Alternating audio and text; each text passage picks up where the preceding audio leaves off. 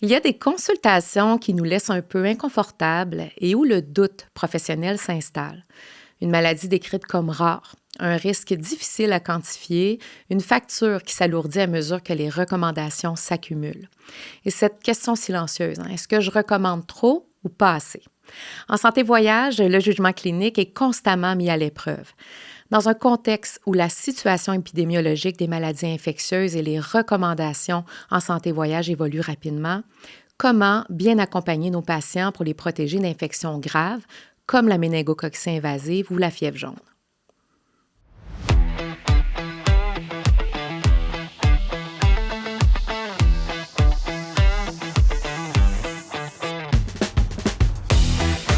Bienvenue à Voix scientifique, des voix engagées, une voie vers la santé. Mon nom est Cindy Caron, je suis infirmière. Merci d'être à l'écoute de ce balado où je veux mettre la prévention à l'avant-scène de nos priorités en donnant la parole à des acteurs, des experts en santé qui font avancer les pratiques. Alors, si vous êtes infirmière, pharmacien, acteur de la prévention, bien, vous êtes exactement au bon endroit. Voix scientifique est vraiment pensée pour vous. Alors aujourd'hui, on plonge dans l'univers fascinant, mais souvent exigeant, de la santé voyage. On va faire ça en 2 épisodes. D'abord, on va mettre en lumière la prévention de la méningococcée invasive et de la fièvre jaune, des infections évitables par la vaccination, qui sont tous deux au cœur de décisions cliniques importantes en santé voyage. Et pour en discuter, je reçois Dr Dominique Tessier, médecin de famille et directrice médicale des cliniques du groupe Santé Voyage. Je suis très heureuse de pouvoir bénéficier de votre expertise aujourd'hui, Dr Tessier. Bienvenue. Merci, ça me fait plaisir. J'aime beaucoup communiquer puis aider les gens à mieux comprendre comment faire de la prévention de façon efficace avec leurs patients. Alors, ça me fait vraiment plaisir d'être là. Bien, merci. Puis aujourd'hui, on parle d'un sujet que vous adorez, dans laquelle vous êtes experte. Je pense qu'on peut dire ça, Dr Tessier. La situation épidémiologique des problèmes infectieux, les diverses recommandations en santé voyage sont en constante évolution. C'est important pour nous, les professionnels de la santé, de rester à jour. Comment la médecine de voyage a-t-elle évolué au cours des dernières années? Énormément. La plus grande avancée, c'est certainement les ressources en ligne qui aident tout professionnel à aller vérifier et revérifier les informations avant de poser un geste, parce que quand l'aiguille est dans le bras du patient, il est un peu tard pour aller vérifier. Donc, particulièrement avec la fièvre jaune, où il y a des enjeux de santé graves qui peuvent survenir. Alors, en ligne, on peut tout trouver maintenant. Il faut juste se donner un tout petit peu le temps, puis connaître les ressources, s'approprier les ressources qu'on préfère, puis après ça, être un bon praticien qui fait le bien, qui fait de la prévention, puis qui croit aussi à son geste de prévention lorsqu'il parle d'un vaccin à un patient qui va lui dire « c'est un peu cher ce vaccin-là, est-ce que j'en ai vraiment besoin? Mais voici pourquoi je vous le recommande. » Et là, vous avez parlé de ressources. Quelle serait la ressource à consulter là, pour nous aider, un essentiel pour être efficace en santé voyage? Malheureusement, il n'y en a pas un seul. À part dire Internet, il faut aller rechercher plusieurs ressources. Si on parle seulement français, c'est sûr que le guide d'intervention, ça va être important. Les publications de l'INSPQ, les publications de Santé Canada, dans le guide d'immunisation du Canada, par exemple, les publications du CATMAT en anglais ou du Comité en prévention des médecines tropicales et médecine de voyage, le CCMTMV, sont hyper importantes parce qu'elles sont adaptées à notre contexte canadien. Mais elles sont souvent lourdes à consulter. Alors, c'est important d'aller vers autre chose aussi. En français, on retrouve des publications de la Société de médecine de voyage. On peut s'abonner, mais on n'est même pas obligé pour aller consulter des guides qui sont publiés aux 2 ans à peu près en français, très, très, très complet en médecine de voyage et médecine tropicale. Mais si on parle anglais, moi, j'aime beaucoup le CATNAC, qui est de la Grande-Bretagne. Puis, le CDC a été mon guide pendant des années, mais plus maintenant, malheureusement. Là, vous avez changé d'avis? Complètement. Mais le ECDC, le CDC de l'Europe, est un nouvel outil que j'utilise beaucoup qui va nous donner des bonnes informations aussi. Puis après ça, dépendamment de la pratique et des besoins des patients, il y a des experts en médecine de l'altitude, des experts en malaria, des experts en d'autres domaines qui vont pouvoir nous aider. Mais on ne peut pas avoir un seul livre de recettes c'est impossible. Et on doit investir dans notre formation continue en suivant aussi des conférences. Vous en donnez plusieurs d'ailleurs, là, donc... Et en s'abonnant pour recevoir les avis, les alertes au niveau des différentes maladies. Le plus simple, c'est évidemment les ressources du Québec, mais aussi les ressources de l'OMS, l'Organisation mondiale de la santé, et PAO, qui est le pendant panaméricaine, qui va nous donner des informations sur quand il y a eu l'épidémie de Zika. C'était essentiel d'être abonné à PAO pour suivre à toutes les semaines l'évolution de l'épidémie, par exemple. Et en ce moment, bien, on veut avoir tous les avis. Il y a toujours des révolutions au niveau politique qui se passent, mais des révolutions au niveau climatique aussi qui arrivent. Donc, il faut avoir au moins un système de suivi de ces alertes-là. Où est-ce qu'il vient d'avoir un tsunami? Où est-ce qu'il y a une nouvelle épidémie? Où est-ce qu'une bombe vient de sauter? Absolument. Fait qu'on ne peut jamais s'asseoir sur notre expertise. Jamais. C'est en constante évolution. Et là, on va parler de méningocoque, Dr Tessier. Des données récentes nous apprennent que le nombre annuel de cas de maladies invasives à méningocoque a atteint son plus haut niveau en 10 ans au Canada. Est-ce que ça devrait nous inquiéter? Définitivement.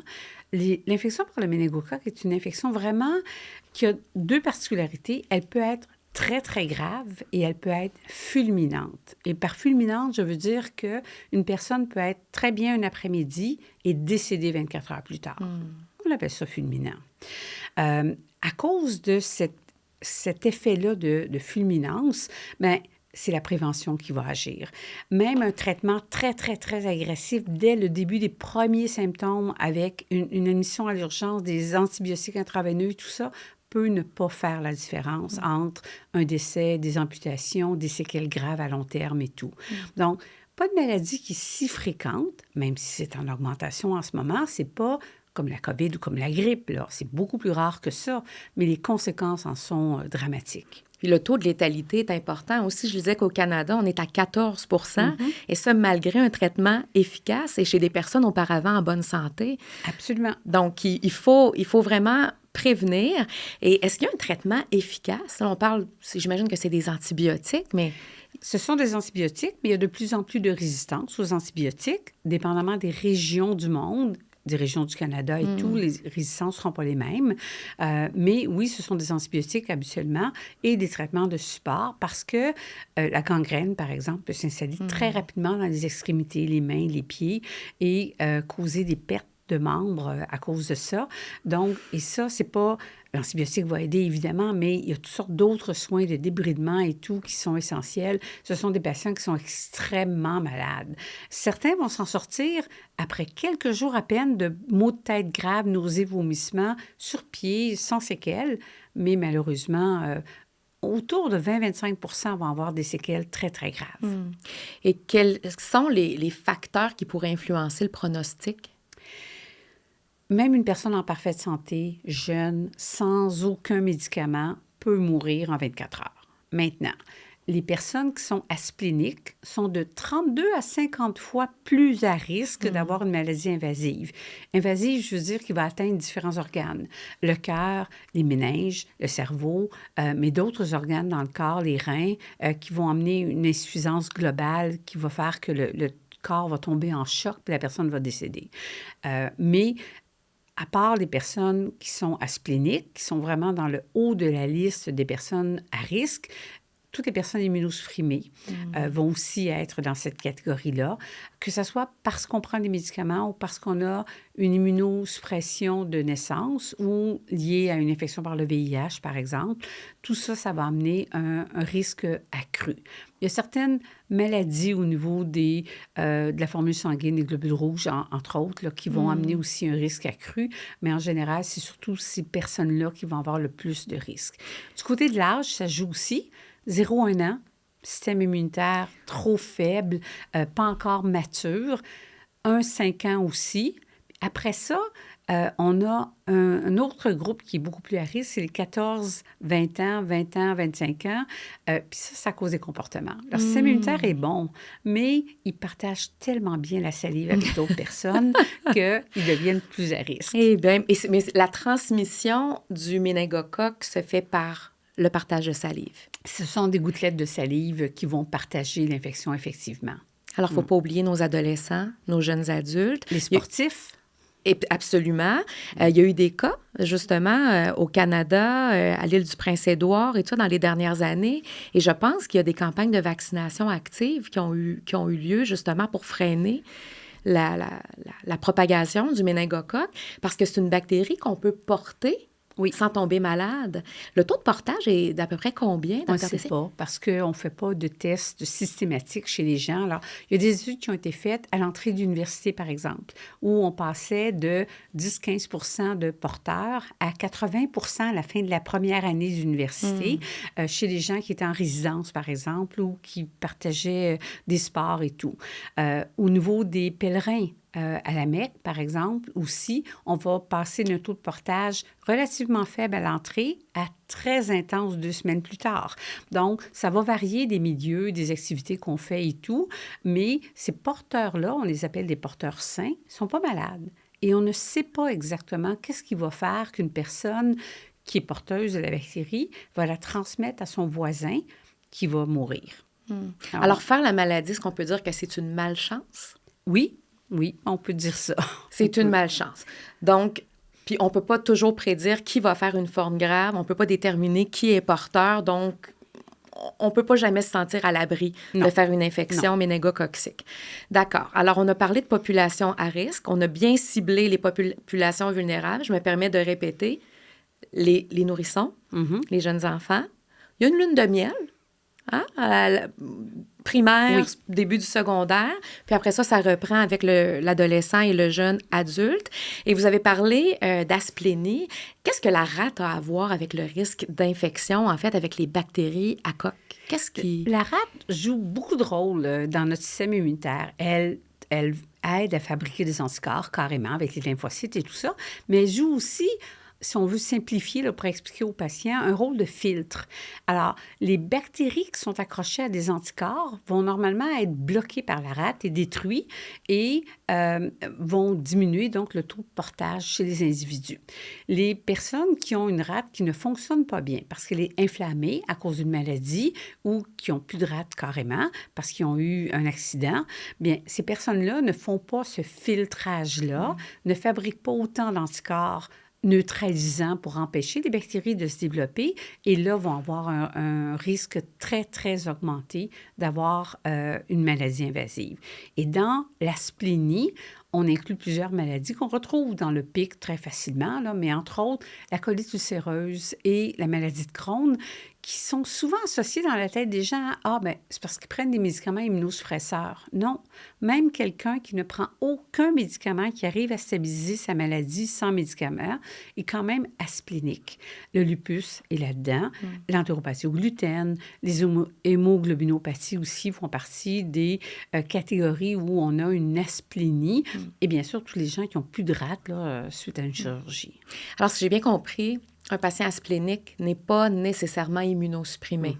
C'est deux choses différentes. Ce sont deux choses complètement différentes. Alors, une personne asplénique qui ne prend pas de médicaments immunosuppresseurs, un Crohn par exemple, peut recevoir un vaccin de la fièvre jaune. Mais à partir du moment où notre patient qui est atteint d'une maladie de Crohn commence un traitement immunomodulateur, c'est fini. On ne peut plus utiliser des vaccins vivants chez lui. Ce sont deux catégories différentes chez un même patient de conditions médicales qu'on doit tenir compte. Les aspléniques doivent être revaccinés aussi contre les méningocoques à tous les 5 ans. On les vaccine au Québec gratuitement, ils sont chanceux. Tous les vaccins disponibles sont disponibles pour ces personnes-là gratuitement, mais il faut mettre en quelque part dans nos dossiers qu'il faut les revacciner à tous les 5 ans, même s'ils ne voyagent pas. Puis je réalise qu'on a oublié de mentionner, j'ai oublié de mentionner dans les facteurs de risque les voyageurs. Absolument. Évidemment. Mais on va y revenir, je suis certaine. C'est le cœur de notre discussion aujourd'hui, mais je trouve ça vraiment intéressant de penser au profil de nos patients en raison de leurs conditions de santé, de voir comment on peut les protéger. Là, on a parlé des bactéries à coque, méningocoque, mais il y a aussi le pneumocoque. Évidemment. Est-ce qu'il y en a un autre? L'hémophilus influenzae. OK, parfait. Alors, à ce moment-là, puis est-ce que vous considérez que ces patients-là sont bien vaccinés de manière générale au Québec? Pas du tout. Non? Pas du tout. C'est vraiment une grosse lacune. Ils sont oubliés complètement. Le rappel, premièrement, n'est pas fait. Les patients qui vont subir une chirurgie pour un problème de sang, pour toutes sortes de problèmes de santé où on leur dit « on va vous enlever votre rate », telle date. Bien, ceux-là, on va les envoyer se faire vacciner. Habituellement, on va oublier de leur dire qu'il faut recommencer dans 5 ans pour les méningocoques. Les autres, avec des conditions médicales, souvent, ils sont suivis par des spécialistes et ils n'auront pas la recommandation. De plus en plus, on le fait là, maintenant, ça s'en vient. Les entéropathies au gluten, ils ne prennent pas de médicaments, ils ne vont pas voir le pharmacien régulièrement. Alors, très souvent, quand j'envoie dans des consultations santé-voyage, je vais leur rappeler et ils vont me dire, bien, personne ne m'en a parlé. Êtes-vous sûr? Et il faut vraiment les relancer là, pour être sûr qu'ils soient bien protégés. À ce moment-là, la vaccination, elle est gratuite pour ces catégories de patients-là. Et si on revient à l'infection invasive à méningocoque, ça se prévient par la vaccination, justement. Quels vaccins sont actuellement disponibles? Alors, on a différents méningocoques qui touchent les humains en ce moment. A, B, C, W, Y et X. Alors, pour tous ces sérogroupes-là, sauf le X, on a des vaccins. Pourquoi on n'a pas de vaccin contre le X? C'est relativement nouveau. On le connaissait. Il était assez rare en Afrique, mais là, il commence à prendre de l'expansion, puis on le voit de plus en plus souvent dans des éclosions. Alors, on va travailler là-dessus. Pour l'instant, on n'en a pas. On a eu des vaccins contre le A, contre le AC, contre le C, ACWY, maintenant qu'on utilise beaucoup au Québec, et le B qui est arrivé il y a quelques années. On travaille sur un vaccin pentavalent, mais on ne l'a pas encore, A, B, C, W, Y. Alors, pour l'instant, ce qu'on utilise le plus chez les adultes, c'est le quadrivalent, ACWY, et le B. Puis en termes d'efficacité, en fait, est-ce qu'un vaccin quadrivalent, qui comprend le sérogroupe C, est-ce qu'il offre une protection équivalente contre le sérogroupe C comparativement au vaccin monovalent, par exemple? De nos jours, on n'utilise que des vaccins qui sont conjugués. Les vaccins polysaccharidiques contre les pneumocoques et contre les méningocoques ne sont plus du tout utilisés au Canada. Donc, tous ces vaccins-là sont excellents. Que ce soit un monovalent, bivalent, quadrivalent ou bientôt un pentavalent, ils sont tous excellents. Ils offrent tous une très, très bonne protection et pour longtemps. Et pour un patient, par exemple, qui aurait reçu son MenC dans son enfance, à qui on veut protéger, par exemple, contre le W, on va lui donner un quadrivalent, il n'y aura pas de problème à ce qu'il reçoive le quadrivalent? Absolument pas. OK. Donc, programme de vaccination au Québec maintenant, la vaccination cible le sérogroupe C à l'âge de 18 mois et le ACWY en 3e secondaire. Est-ce que vous jugez que nos jeunes sont adéquatement protégés par le programme? Ça dépend des années. Le B a été très, très présent au Québec jusqu'à récemment où là, le W a pris plus de place. W, il n'est pas dans le C, là. Alors, ni le B non plus. Ça reste les deux sérogroupes les plus présents au Canada en ce moment. Donc, je dirais qu'un parent qui veut le mieux possible protéger son enfant devrait payer pour un quadrivalent et ou le B aussi, dépendamment des années, parce que ça varie d'une année à l'autre et d'une région à l'autre au Canada, et pour mieux protéger son enfant. Les enfants qui sont dans d'autres provinces, le B a été peu problématique ailleurs qu'au Québec. Mais au Québec, ça reste encore présent, mais là, sans compétition avec le W, et pas le C. Le C, on vaccine tellement bien qu'on n'en voit presque plus. Il ne faut pas arrêter. Si on arrête, ça va revenir. Mais le C n'est plus un problème aussi important que les autres. Alors, un parent qui veut offrir la meilleure protection ou un grand-parent, comme j'ai fait avec mes petits-enfants, bien, on offre un B et on offre un quadrivalent. Parce que, tu sais, puis même, ça peut être régional, le méningocoque. Hein, c'est un peu ça que je comprends. Là, tu sais, je regardais, par exemple, au Manitoba, eux autres, ils sont aux prises depuis 3 ans avec une éclosion du sous-type W. Alors, un jeune qui vit au Québec, il va recevoir son MenC bébé. Il ne sera pas vacciné avant secondaire 3 avec un quadrivalent. On parle d'un jeune qui voyage, par exemple, des échanges à l'école, des tournois sportifs ou quoi que ce soit. Donc, il pourrait être en contact avec une souche qu'on voit peut-être un peu moins ici, mais définitivement. Ça pourrait porter un risque. Donc, c'est important d'avoir ça dans notre tête qu'on a un bon programme, mais il reste que le méningocoque, il y a plusieurs sous-types et on ne donne pas systématiquement tous les vaccins. Moi, ce que je disais, Dr Tessier, c'est que les parents pour qui un enfant a fait une méningo-invasive, là, ils vont dire, moi, je pensais que mon enfant était protégé. Oui. En fait, c'est un peu ça l'erreur qu'on rencontre. Alors, c'est important de faire de l'éducation et sensibiliser au risque du méningocoque parce que la maladie peut être justement fulgurante. Focus santé voyage, maintenant qu'on comprend un peu mieux la maladie, dans quel contexte le risque, justement, devient-il plus significatif? Alors, ça va dépendre d'où on va et ça va dépendre de ce qu'on va y faire. OK. Alors, un jeune qui s'en va en échange sportif, à peu près n'importe où. Il y a du méningocoque partout dans le monde. Là. Il s'en va dans une grande compétition internationale d'un sport où il y a des échanges de salive, du soccer, du hockey, des choses comme ça. Mais c'est certain que dès qu'on rencontre un nouveau groupe, on a plus de risques de devenir infectés par les porteurs qui sont dans ce groupe-là, qui vont nous contaminer. Et oui, ces gens-là devraient être vaccinés. Les gens qui s'en vont dans des grands rassemblements. On pense à des rassemblements religieux comme les jeunesses catholiques ou la Mecque, par exemple. Ça va être des événements où il y a énormément de personnes rassemblées dans un petit espace pendant plusieurs jours. Grand risque de contamination. Après ça, ça dépend où on va. La classique ceinture de la méningite reste un lieu à haut risque au niveau de la méningite. Puis ça, c'est connu. Les gens qui font de la santé voyage le savent. On vaccine avec un vaccin quadrivalent pour ces régions-là. Mais il y a des éclosions qu'il faut surveiller. Je donnais une présentation récemment sur les patients immunosupprimés à mes collègues, puis un des médecins m'a dit, mais je m'en vais à Canterbury, en Grande-Bretagne, où il y a une éclosion en ce moment. Mon Dieu, je ne le savais pas. Bon, les éclosions arrivent souvent autour des universités, dans les pubs autour des universités aussi et tout. Alors, il faut surveiller ça. C'est ça qui est arrivé aussi dans l'Est canadien, là, dans les provinces maritimes. Donc, il faut regarder qu'est-ce que les gens vont faire. Le Vietnam, en ce moment, est aux prises avec une nouvelle éclosion. Il y a toujours eu des cas. Il y a des cas en France, il y a des cas partout. Mais là, soudainement, on a une recrudescence de cas et là, il faut surveiller davantage. Et comme tu as mentionné en introduction, il y a une recrudescence au Canada. Donc, même voyager au Canada devient un risque. Alors là, on a parlé de rassemblement, de destination, du profil des patients qu'on doit avoir en tête aussi.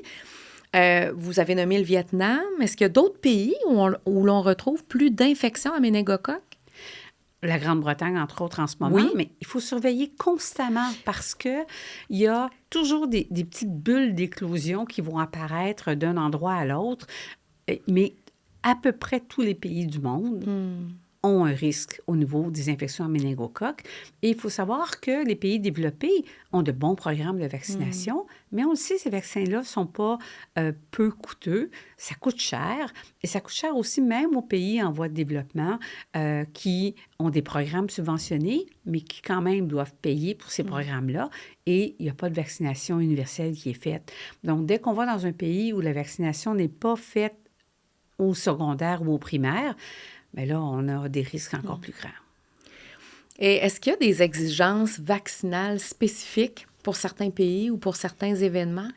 On a parlé de la Mecque. Oui. C'est un endroit où il y a une exigence. Mais après ça, ça va dépendre si soudainement il y a une grande éclosion où tout pays peut demander que la vaccination devienne une exigence d'entrée. Mais en ce moment, c'est principalement pour les gens qui vont à la Mecque où ça prend ça pour avoir un visa, carrément. Quel type de preuve on émet à ce moment-là? Ça prend une preuve de vaccination avec un vaccin. Il demande le quadrivalent pour l'instant conjugué. Il faut indiquer que c'est conjugué parce que certains pèlerins vont retourner en voyage et si c'était un vaccin polysaccharidique que nous, on n'utilise plus, mais les autorités là-bas ne savent pas, ils vont les refuser si c'est un vaccin polysaccharidique puis ça date de 3 ans ou plus. Est-ce que le carnet de vaccination classique peut fonctionner ou il faut remettre une autre preuve? Pas du tout. Le carnet de vaccination va être suffisant si on a bien indiqué que c'était un vaccin conjugué. OK. Alors, un patient qui se rend, par exemple, dans la ceinture de méningite africaine, c'est le vaccin quadrivalent qu'on va donner. Pour le Vietnam, est-ce que c'est la même chose, par exemple? Le Vietnam, il y a eu beaucoup de B, mais malheureusement, pas que du B.